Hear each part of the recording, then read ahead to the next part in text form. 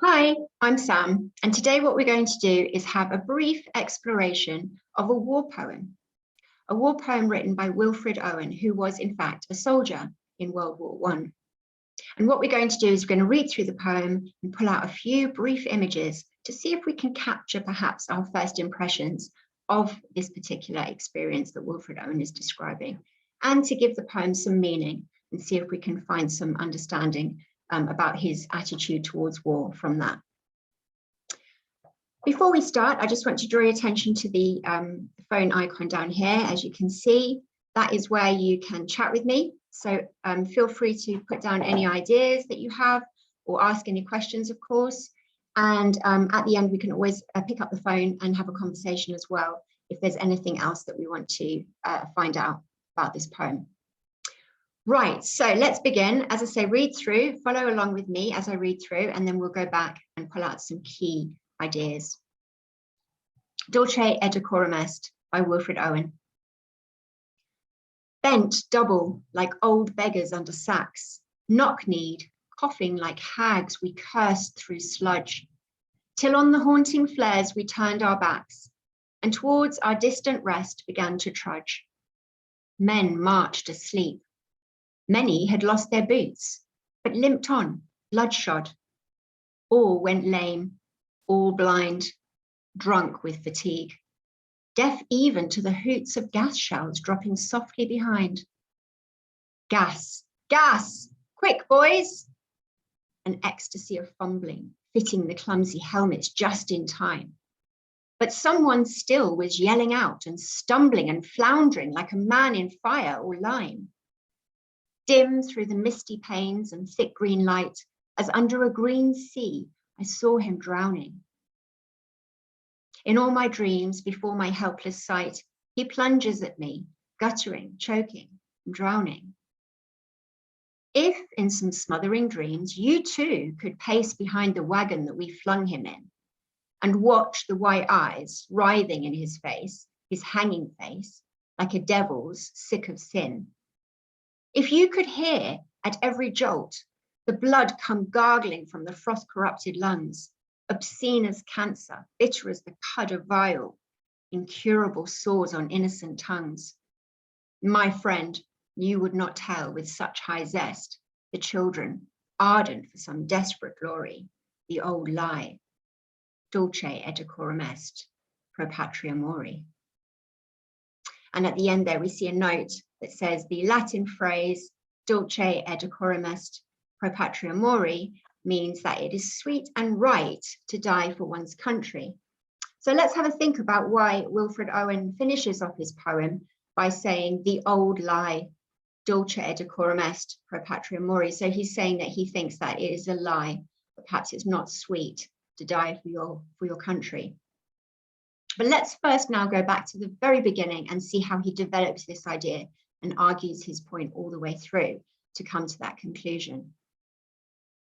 Okay, so in this first stanza, which is what we call a paragraph in poetry, we see he first of all describes the soldiers in a very, very odd way. He describes them as bent double like old beggars under sacks. And this is a very strange description, especially coupled with the idea that they're coughing like hags. Certainly, we don't normally expect to see soldiers described this way. We would expect soldiers to be fit and strong and powerful and healthy, and certainly not like old beggars coughing like hags. And then, of course, he continues this idea of these soldiers being not very well and not very strong and very, very tired and unhealthy by describing how they move. They're trudging along towards their distant rest. Even when they march, they're marching asleep. So in this whole stanza here, we see these soldiers as described in this very helpless and powerless way that we wouldn't normally expect to see soldiers described as. So what we would do is just make a little note here that in this stanza here, we see the soldiers as feeling pretty helpless and powerless, which is not the kind of thing that we would normally expect from soldiers. And if we think about the two ideas of gory versus glory, there doesn't seem to be an awful lot of glory being described by these soldiers here in this stanza. Let's now move on and have a look at this one. Gas, gas, quick, boys. So this is now dialogue, and it sounds like something is happening. And this is all, of course, action.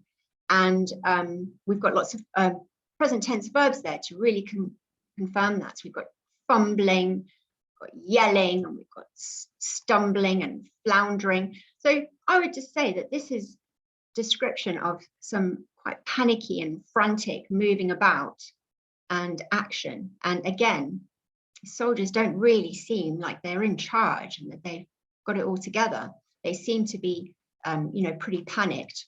So that's what we're going to make a note of here, that perhaps these soldiers are not in control in a way that we would expect them to be. And then Wilfred Owen stops and he starts talking about his own dreams and his own thoughts, and the fact that he sees this vision of this soldier who has been exposed to the chemical warfare that they're describing here, where they talk about gas. And he, of course, describes the way he can see the white eyes, and we would too if we were there. And we can hear at every jolt of the wagon the gargling coming from his throat, the blood as he's obviously choking. And of course, we would see the incurable sores. And here we've got a lot of sensory description, his senses, what he can see and what he can hear as he's following that wagon. And he says we would see that too if we were there. And he finally finishes off by talking to us again and says, my friend, you would not tell with such high zest to children ardent for some desperate glory. So he says we wouldn't tell children if we were there that they should seek glory in this way. So to sum up at the end of the poem, make some notes about your impressions, any of the images that really were powerful for you and created an idea and some meaning from that poem. Go and read through it again. And as you're going through, see if there's something there that we haven't touched upon. And in conclusion, write an idea about what you think Wilfred Owen's attitude is towards war. Any of ideas that you've got about what this poem's meaning is with regard to the glory of war. Thank you.